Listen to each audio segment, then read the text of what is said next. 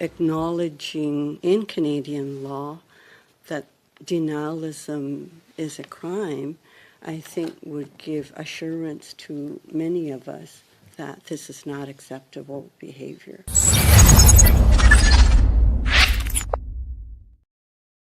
Bill C-9 was bad, really bad, but now it just got worse.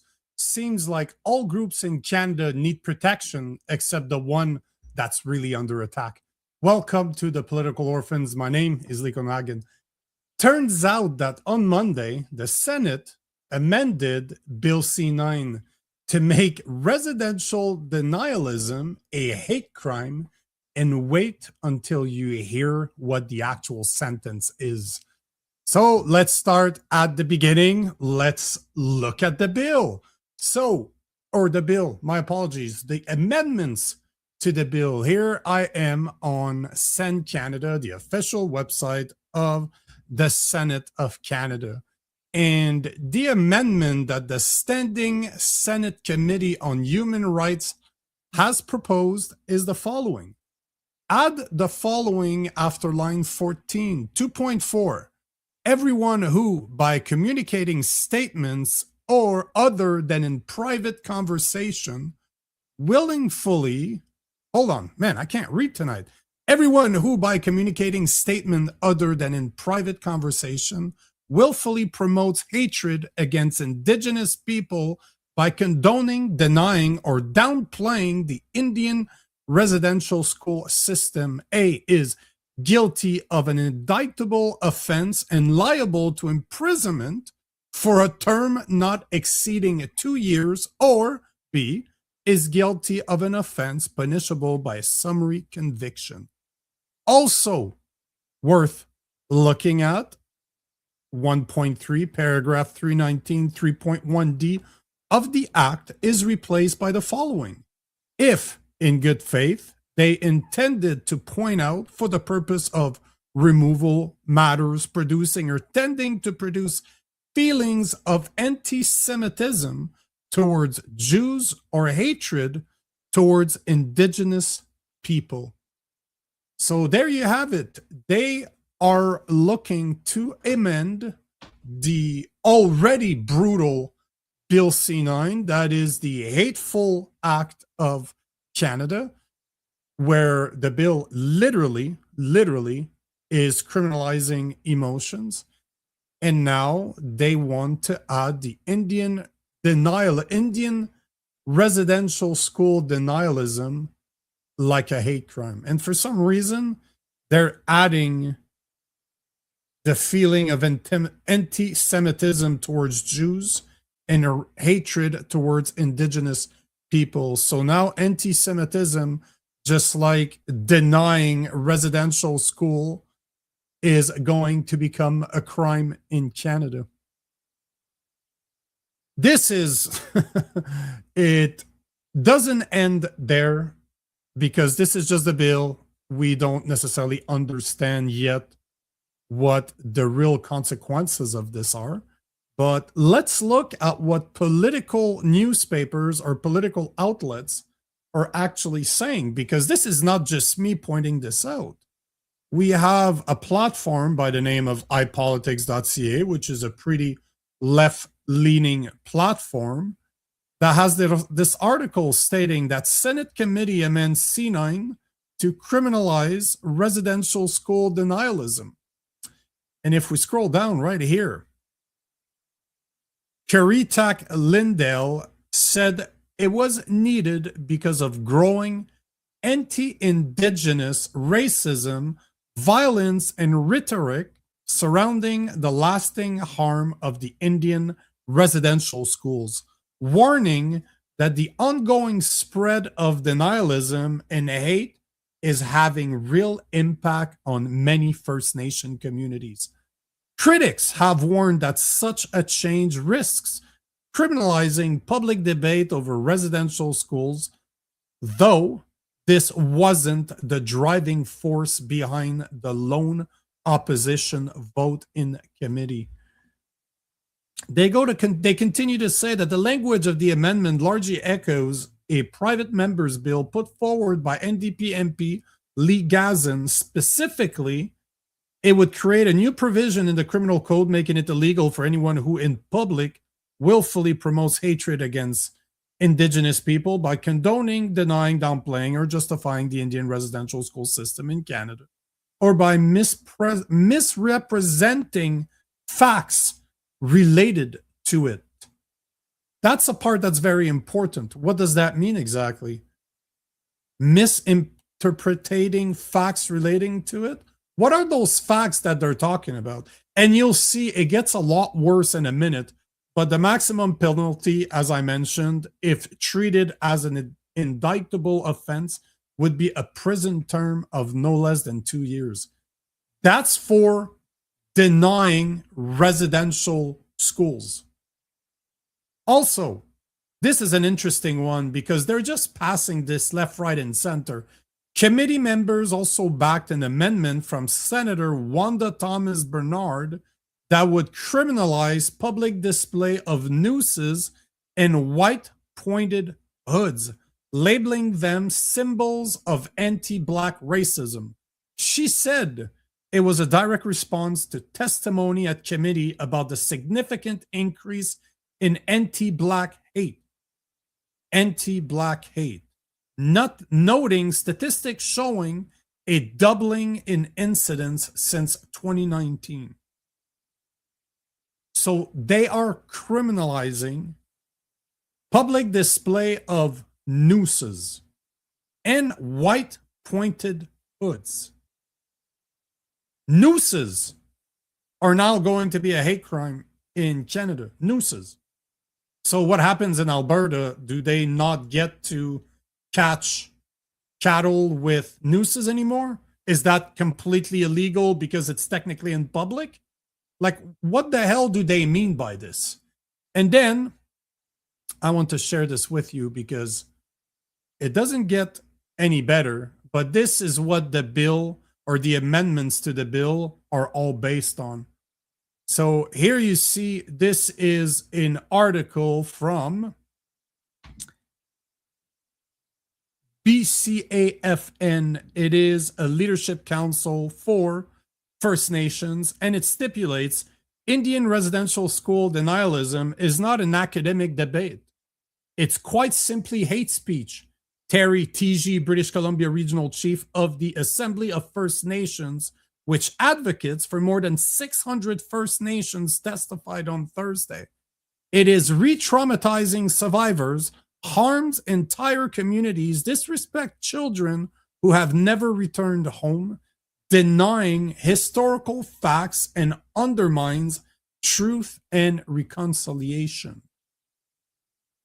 He also said, as it stands, the legislation proposes creating new obstruction and intimidation offenses for anyone who impedes another person's access to places of worship or other buildings where a vulnerable group gathers, as well as cemeteries. But this is where it gets very interesting. Listen to that one.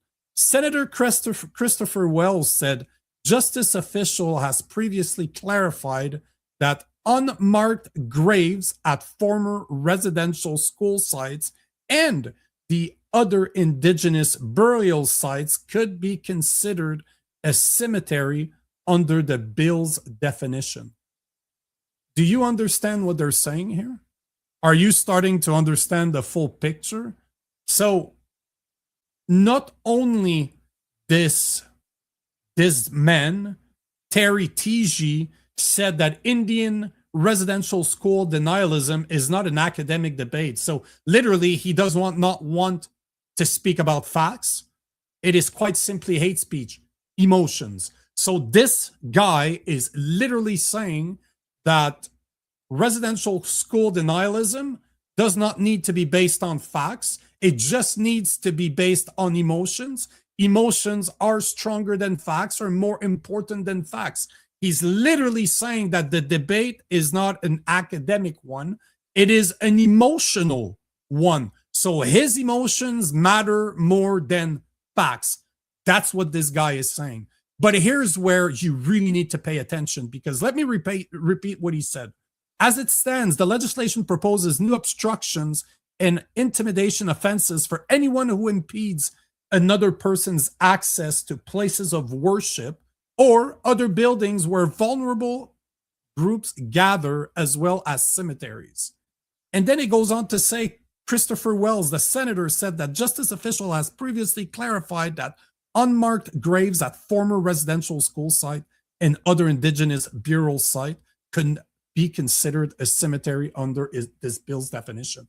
Basically, what this means is that the Kamloops, the so-called mass grave they found at Kamloops, yet weren't able to produce one single body, could not be looked at anymore under this bill. Basically, the people that want to prove them wrong will no longer be able to access it because former residential school sites and other indigenous burial sites could be considered a cemetery under the bill's definition, meaning that us going there, excavating, is no longer an option because it would block access to those people. So they are literally using Bill C-9 in order to bury, what a choice of word, to bury the so-called burial sites or the mass grave site that they were never able to prove existed in Kamloops.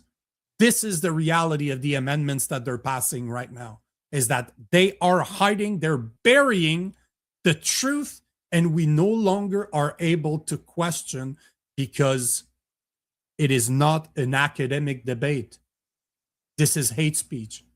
Questioning in Canada is now hate speech, or will be hate speech, because now the bill has approved. So the Senate approved amendments. It's going to need to be resent to the House of Commons, where they will be voting on it again. But they have a majority of liberals. So guess what? This bill is going to pass. And that bill is even worse than it was when it went to the Senate. So for the people out there thinking that we had hope by sending this to the Senate and somehow they would see the light, absolutely not. The bill is worse now than it was when it was sent to the Senate, and that's the reality. But here is the part that really pisses me off out of all of this, is that our senators, our politicians are protecting every single group under the sun except the one that's really under attack: Christians. In the very country we built, no less, over 100 churches have been vandalized or completely destroyed since the so-called discovery of the Kamloops mass grave. Yet, everyone's protected against hate except us. Do you know why? Because we are their biggest threat. Our beliefs compels us to speak the truth, and that is exactly what our leaders fear. Now, the question is, what will it take for Christians to wake up? What will it take for Christians to say enough? Because it is our fault. Let me talk to the Christians out there. As a Christian, let me talk to you, fellow Christian out there. It is our fault that this is happening. We let that happen. We continue to let it happen because we're scared of the consequences. Guess what? We are facing the consequences right now as we speak. Everybody is going to end up being protected in Canada against hate speech, except Christians. The only group that seems not to be protected are white Christians, because now they're trying to change Bill C-9 to protect Black individuals against dangerous knots and pointy hats. Yet here we are, being blamed for all the problems in Canada. Yet We're the people that built this fucking country. That's the reality that we are facing right now. And it's time for us, Christians, it's time for us to wake up and do something about this, because we are in this situation because we are so complacent. So, fellow Christians, let's organize, because this cannot continue. But they would not attack us if we weren't a problem for them, if they didn't fear us. We built this country, we can save this country. Okay. I did not expect to go down that rabbit hole of a rant, but here it is. This is how I actually feel about this as a Christian. I am sick and tired of seeing everybody being protected, yet it is our churches that burn. All over Canada, more than 100 churches have either burned to the ground, been vandalized, yet our politician not speaking about it. Fucking crickets. But we need to protect all the minorities. And don't get me wrong, I'm not saying this as somebody that is a racist or somebody that does not want minorities. I'm one of those guys that believes in common sense, that everybody should be treated the same. One person equals one vote. Some people are not more special than others. That's the reality I want for Canada. I want Canadians to be equal no matter the God they believe in or don't believe in. I want our justice system to be based on laws that applies for every single Canadian, not special groups because they get offended by everything. I am sick and tired of this shit, and it needs to stop, because we're supposed to be a country that is accepting. That's great. But that doesn't mean we should let everybody else take advantage of our acceptance. So, Christians out there, what will it take for you to wake up? Let me stop swearing. What is it going to take for you guys, Christians, to stand up, to wake up, to stand up and start talking about this? Because this problem is not going away. This is only going to get worse. And unfortunately for you and I, or unfortunately for you, this is a spiritual war that we are currently fighting. And like it or not, you're involved. Now, time to talk to you guys. I want to hear what you guys have to say about this. I want to get your comments. I want to hear your voice, guys. We do have you guys paid for the beautiful piece of device that I have right next to me. Great piece of equipment known as the Rodecaster Pro 2. And the whole point was for you guys to be able to call in so that we could have a voice-to-voice conversation, just like they do in the old school AM radio stations. And that's the whole point of the show. This is what I want from you guys. I want to be able to open the show with a 10-15 minute, I don't want to say rant, but information piece. But then I want to hear from you guys. This is the whole point of what I'm trying to build with this show. I want to build a community where we can have conversations about the real problems. And this is definitely one that everybody has an opinion on. No matter if you agree with me or not, everybody has an opinion. And let's hear it. So here is the link to be able to call in. All you need to do to access the Orphans hotline is to go to callme.road.com and enter the code SFLXJY. Prairie just copied it in the comments. So did I. So please, guys, call in. I want to hear what you have to say. But before we do, guys, just a reminder, this show is 100% funded by you guys. There's no corporate, government, or political money, just you. So if you feel like donating to this show, check the comment section. Prairie has put the links in it. You can buy me a coffee. You can go to the politicalorphans.com/show. And encourage us that way. On that note, the Orphans hotline is open. I want to hear from you. I will copy it again in the comment section, and let's see what you guys have to say about this.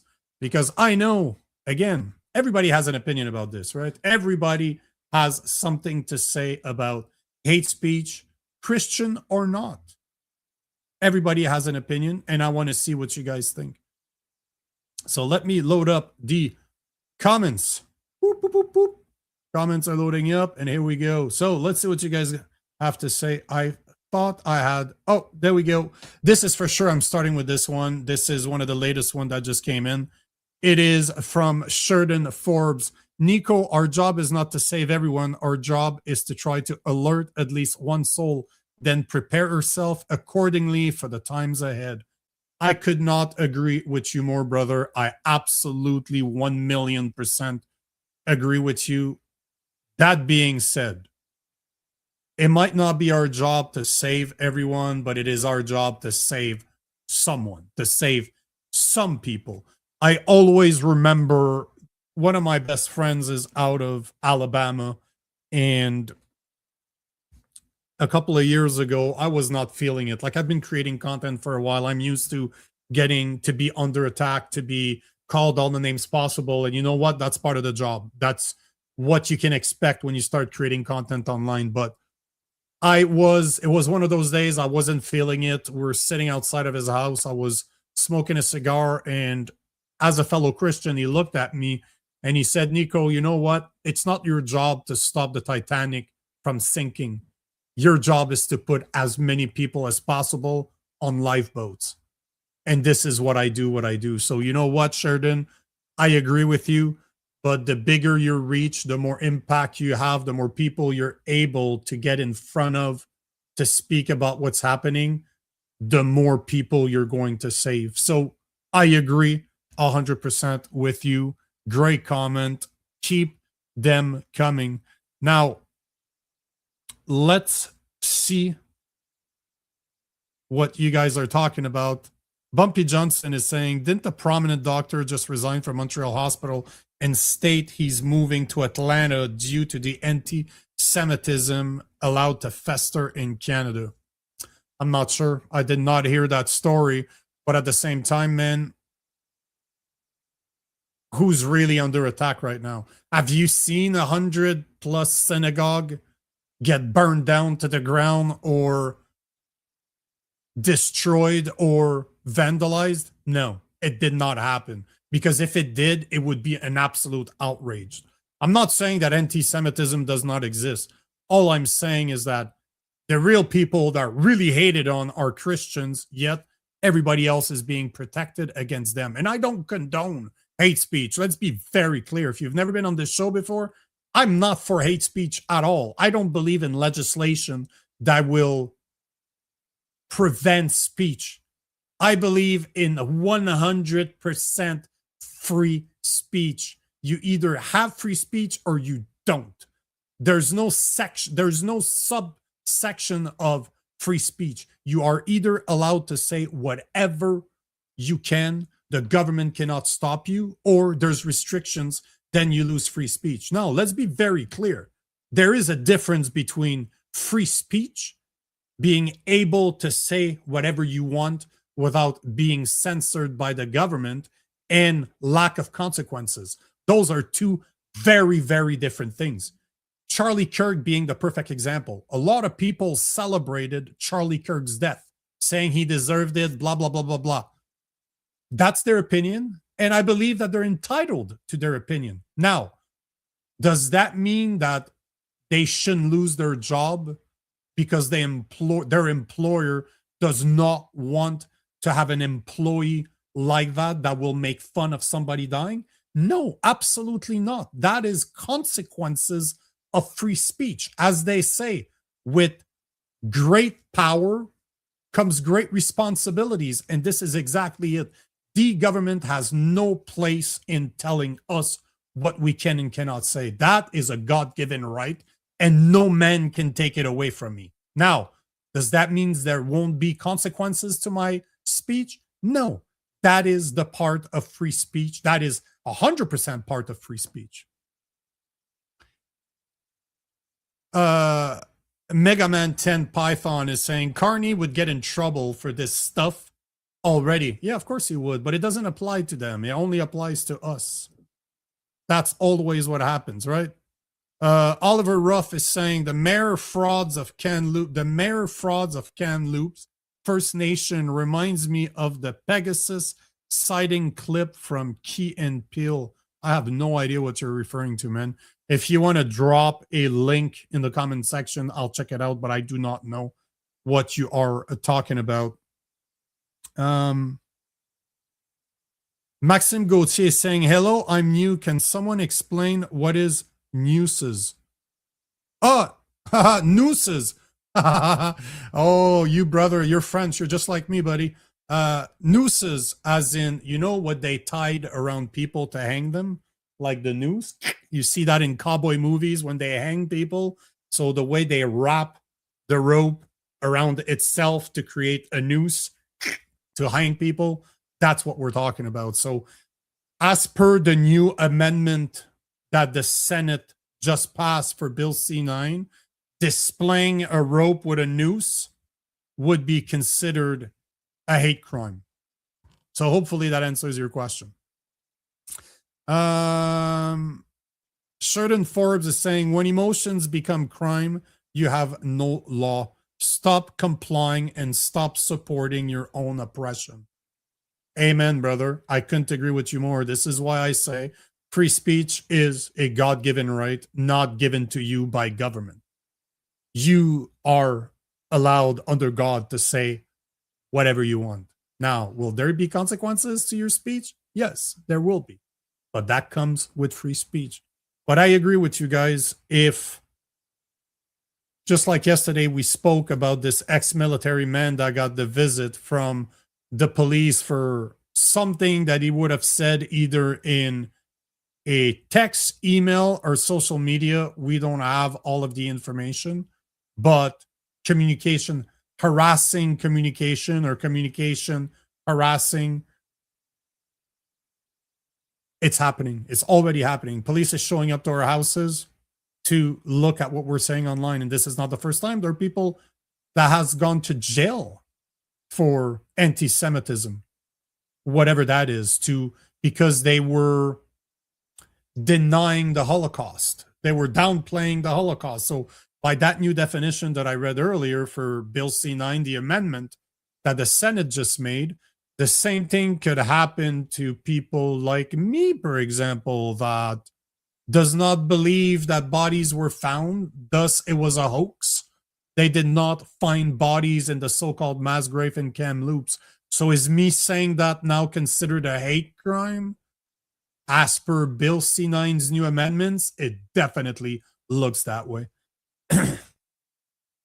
Sheridan is also saying that the truth is not welcomed in Canada. Sadly, never speak the truth or share personal opinions or speak your mind in public. You'll be punished for it in Canada.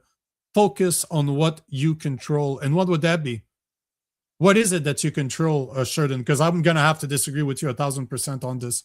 You have to speak in public. We have to speak about this. We have to be very vocal about what's going on, because the only reason that bills like Bill C-9 will ever pass, Bill C-22 will ever become a reality, Bill C-8, the list goes on and on. You can talk about Bill C-11, Bill C-15. You can talk about the new social media bans that they're talking about. But the whole point is that these bills are only passing because of us, because we stand down. We're so complacent in Canada that we're scared to get in trouble.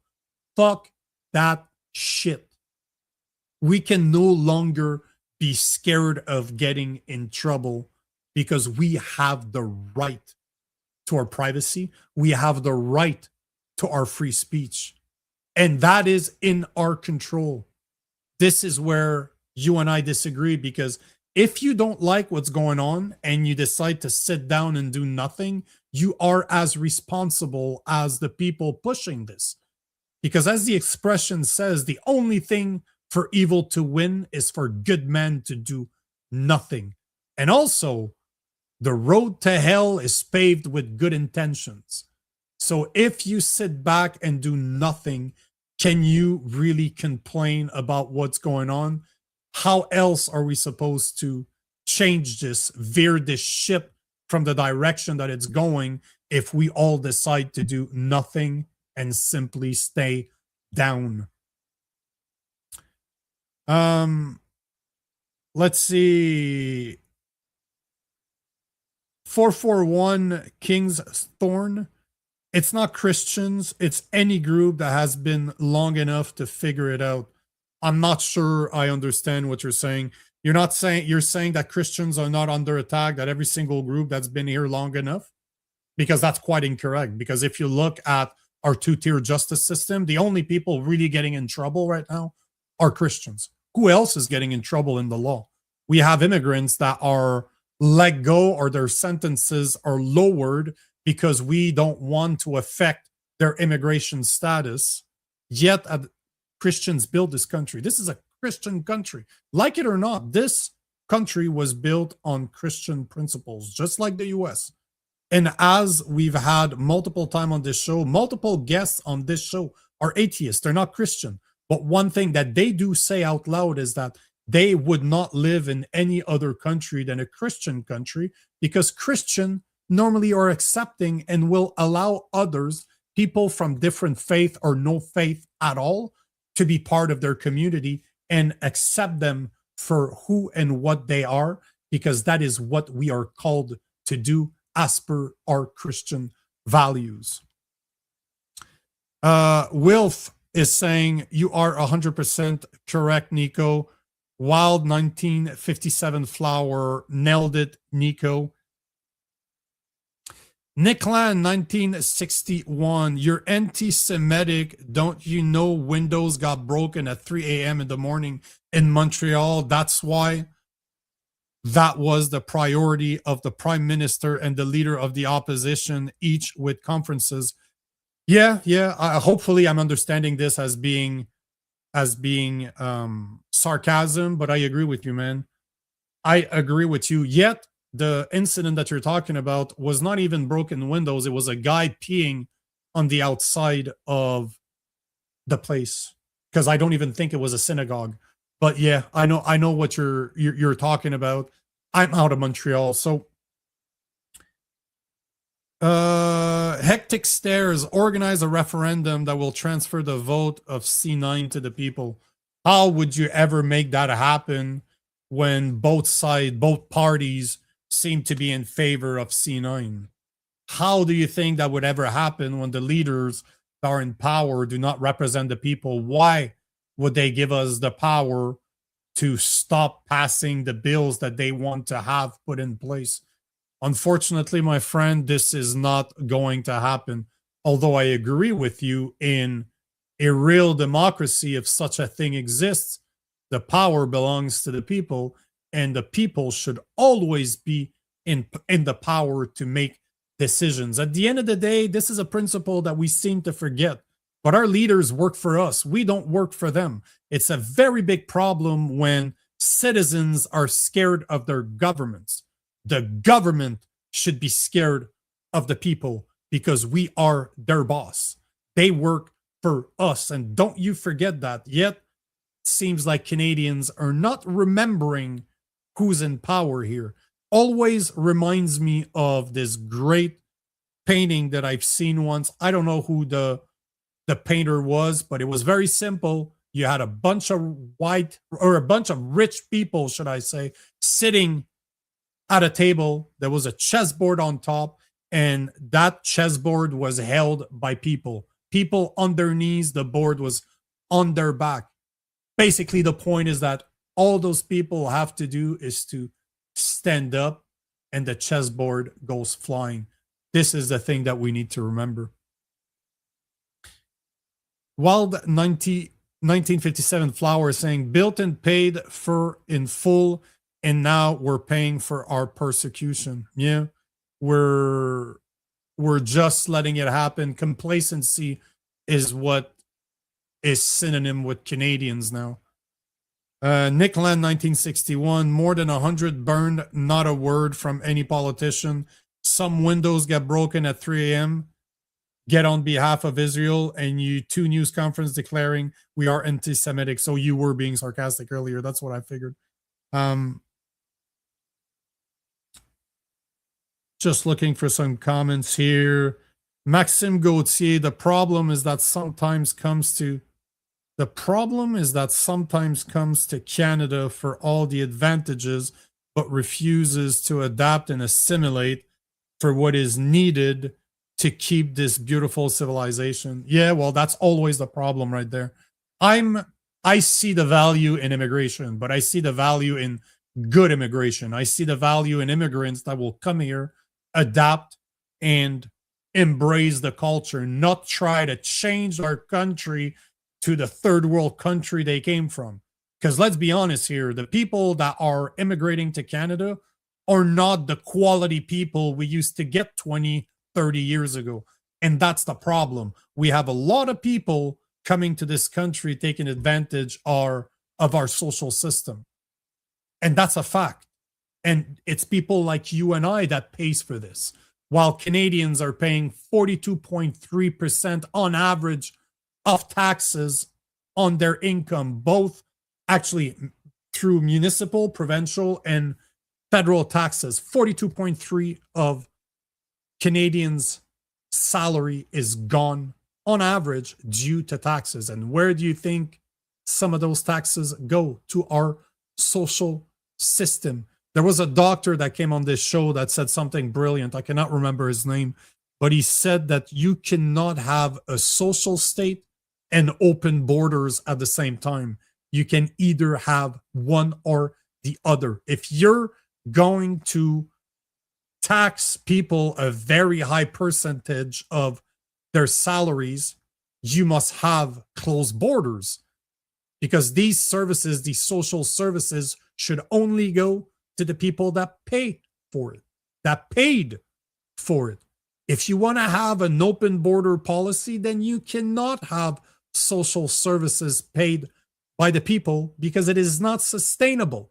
How can you expect to have mass immigration coming to a country and still support this social system for those new arrivals when they have never participated in the system itself? So I totally agree with you, Maxim. Totally agree with you. Let's see here. Now we're getting back. Serena is saying, look at what happened in the UK. Henry, what it was his name, an innocent young white young man died because of racism. There's no such thing as racism, right? The only racism that exists is white people to others. There's no such thing as racism against white people. And yes, I'm being very sarcastic. But you could have ended your sentence right there. Look at what happened in the UK. You could have simply put it right there, because the whole thing is happening here. What's been happening in the UK is literally going to start, or has started taking place right here in Canada. Not only with the social media Gestapo that we're seeing starting right now because of what Bill C-9 actually is. Because remember, in the UK, 13,000 people a year are being arrested for social media posts. This is exactly what Bill C-9 will do to Canada. And just look at the mass immigration that has completely changed the face of the UK. Same thing is happening right here in Canada. We're just a bit behind. But do you think it's a coincidence that Mark Carney wants Canada to be part of the EU? How many country, let me ask you guys this, how many country would you guys go live in the EU? I can think of one. I go to Poland, but about outside of that, that's pretty much it. All the rest are getting screwed, just like the UK and France. Hectic Stairs is saying, easier said than done. Getting pro at the peaceful and lawful civil action. You know, man, there's a super simple principle that we could do. Now, that would take a lot of Canadians to do it, but you want to put a stop to what's going on right now. It could be as simple as this. Imagine that for a week people just stopped working. And you don't need to have 100% of Canadians. Imagine if 20% of Canadians, 30% of Canadians on Monday would say, you know what, we all agree that next Monday we're not going to work, we're not doing any type of work whatsoever, and we will stay home for a week. Let's see what happens. That is something that we could do that literally requires you to do nothing. Literally. Sit on your bum and do nothing for a week. Or whatever. Do whatever you want. Just don't go to work and don't work. See how fast things would change if the slaves of this country, which is the citizens, would stop obeying their masters. And there's no violence to that. It is just organized, lawful, civil action. 441 Kingston Road 2 is saying the key is not assimilation. It's interest in the best interest of your physical neighbors.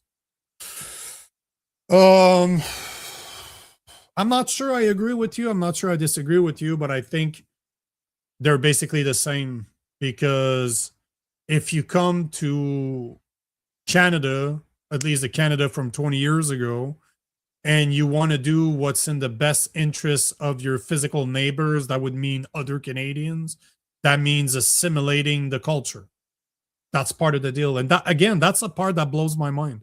One of my favorite countries, actually, I've never been, but one of the places I want to go in the world is Japan.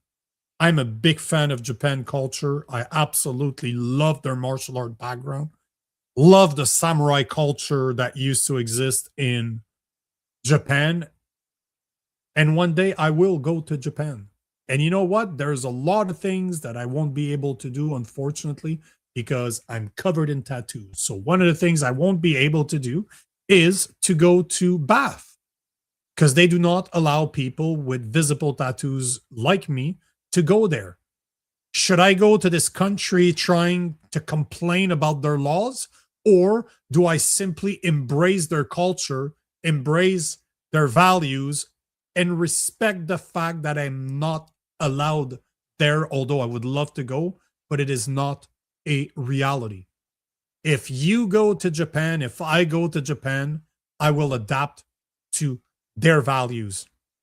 The fact that I agree with them or not is irrelevant. It's their country. I'm a visitor. You do not go to your friend's house and put your dirty shoes on his couch. You respect his house. If you don't, he will kick you out. And that is exactly what we should do in Canada. Why is it good enough for my house, but it's not good enough for our country? That's the question we should be asking ourselves. Maxime Gauthier, do you have a Patreon? Yeah, I do, but I never use it. Why do you ask?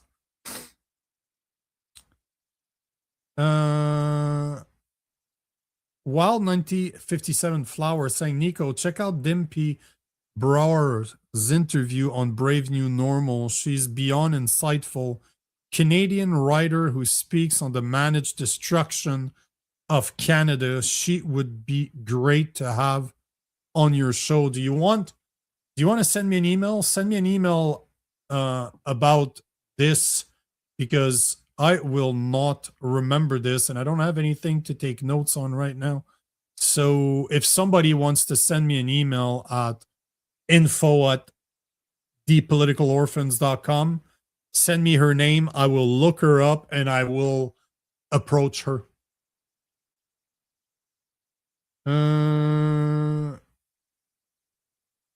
441 Kingston Road 2 is saying, by creating hate speech laws, you don't change minds.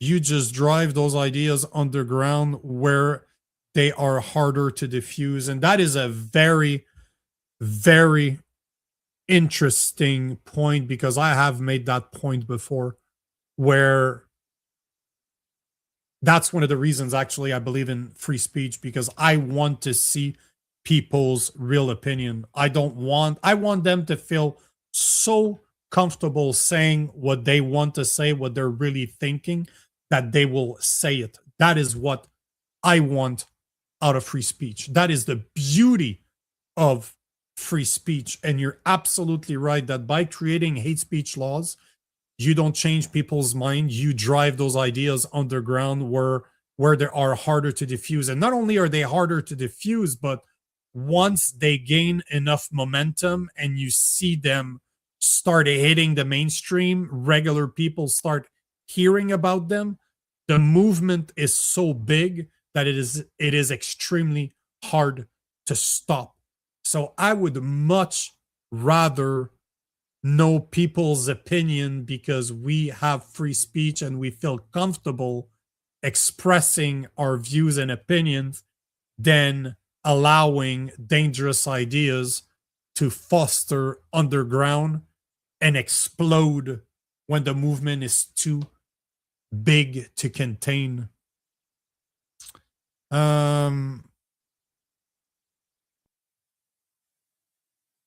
Wild 1957 Flower saying, well, over 100 Christian church burned down. And don't forget that 96% of MAID patients are Caucasian. Is that true? I did not know that. I will actually look this up. I'm going to have to look it up because I did not know that. Would that surprise me? No, it wouldn't. It definitely wouldn't surprise me. But I've never heard that before, but I tend to believe that it is probably accurate. But I should definitely check it out. Hectic Stairs is saying hate speech is just censorship. 100%. 100,000,000,000%. It is absolutely right. There's no such thing as hate speech, just censorship. You're absolutely right. I agree with you 1,000%. 441 Kingston Road 2 is saying the point of free speech is to be able to speak without consequence.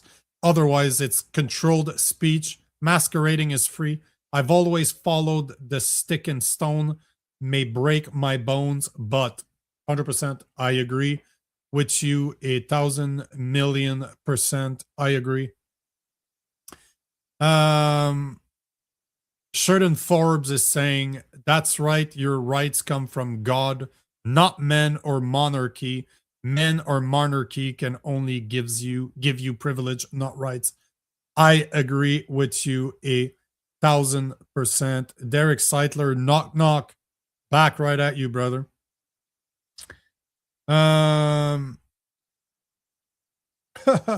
There's a lot of comment, and I agree with a lot of you guys. Absolutely a lot of you guys. Derek Seitler is saying the convoy worked the first time. Nobody gets out alive the next time. You know, this is an interesting post, and the reason I find it interesting is because the convoy worked to a certain extent, but we saw what happened to the leaders of the convoy. We saw what happened to the people that just participated or even donated to the convoy. Some of them got their bank account frozen. And even though it was proven in the Supreme Court of Canada that Trudeau's use of the Emergencies Act was not only illegal but unconstitutional, they still have not faced any consequences to their actions. But the point I want to make here is, imagine if the next convoy, or imagine that the convoy back in 2022, our government had Bill C-9 and Bill C-22 and Bill C-8. Imagine that those were law. It wouldn't have been dozens, maybe 100 people that would have had their bank account frozen. It could have been thousands and thousands and thousands of them, because there is technology. They are implementing technology right now, especially through AI, that will allow them to enforce Bill C-9. Bill C-22 is all about capturing your information up to 1 year. So imagine that somebody reports you to the government saying that you said something hateful under Bill C-9. Not only will your accuser remain anonymous, but the government can use the new rights that they would have forcing electronic service providers to save our metadata, which, by the way, metadata is not defined in neither Bill C-22 or the criminal code, which means metadata could literally mean anything because it does not have a definition. So basically, somebody reports you for hate crime, the government can go back to every single electronic service provider over the past year to see what you've said online that could be seen as hate speech, and then bring you to court and accuse you of X number of hate crimes because they have your information. They have what you've done and said online. And if you remember correctly, under Bill C-9, you are looking at up to 10 years in prison for a hate crime. That is as much time as somebody that rapes somebody else with a firearm. Just saying. And those are for words because you've hurt people's feelings.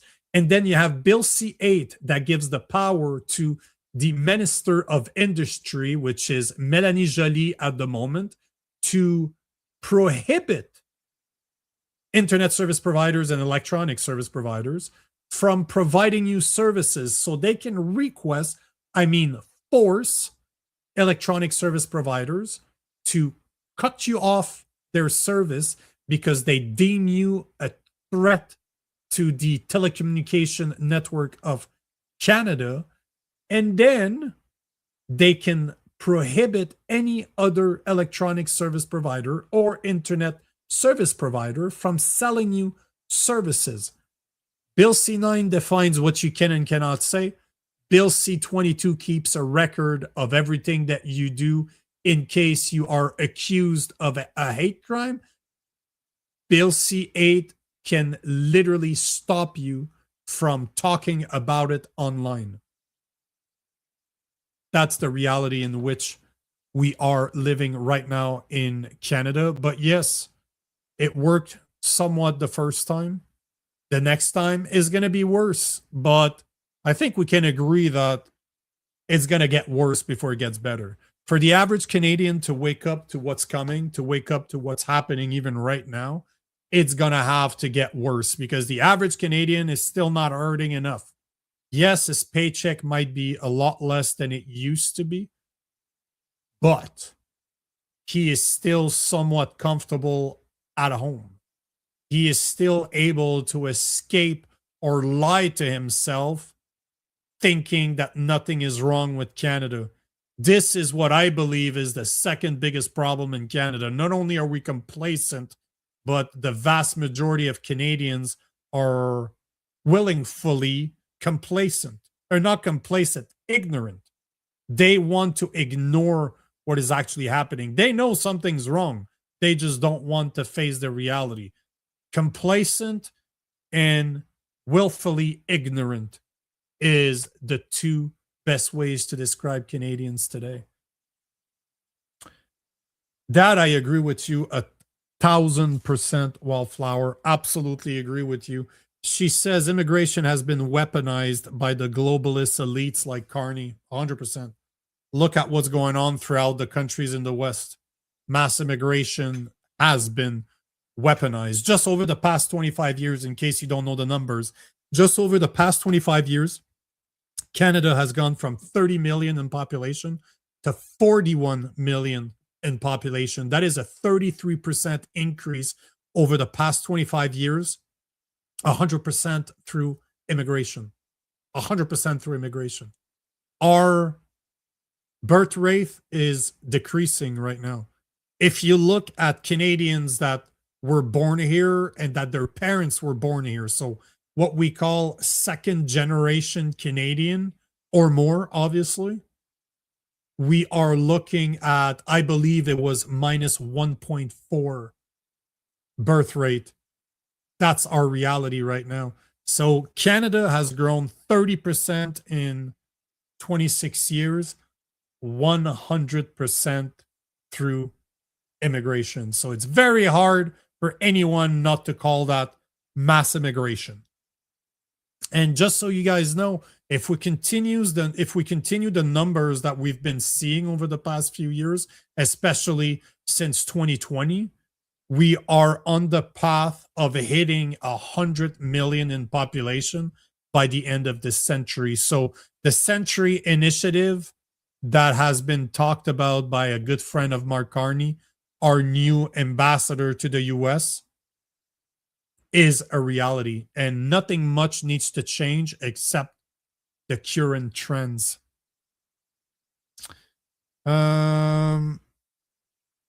Let's see what other comments. Sheridan Forbes is saying, if you support immigration, you support low wages and high homes / rent prices and young Canadians unable to find job.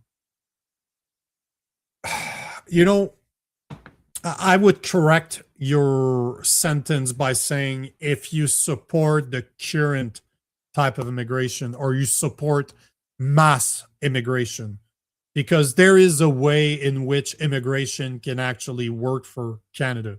Because let's face it, Canada is a country of immigrants. Most of the people, 100% of the people that are in Canada immigrated here at one point or another. But all to say that we are a country of immigrant. So I wouldn't say that if you support immigrants, you support low wage. If you support mass immigration, if you support low quality immigration, like what we've been seeing, especially over the past 5 to 10 years, you're absolutely right that all you do is driving the price of houses and rent up while young Canadians can't find job. I totally agree. I totally agree with you. Oh, we're quoting the Bible here. So Free Train E1M is saying not true. Numbers 3355 of the King James Version commands Christian to not tolerate those who wish to harm them in their society. But if ye will not drive out the wicked inhabitants of the land from before you.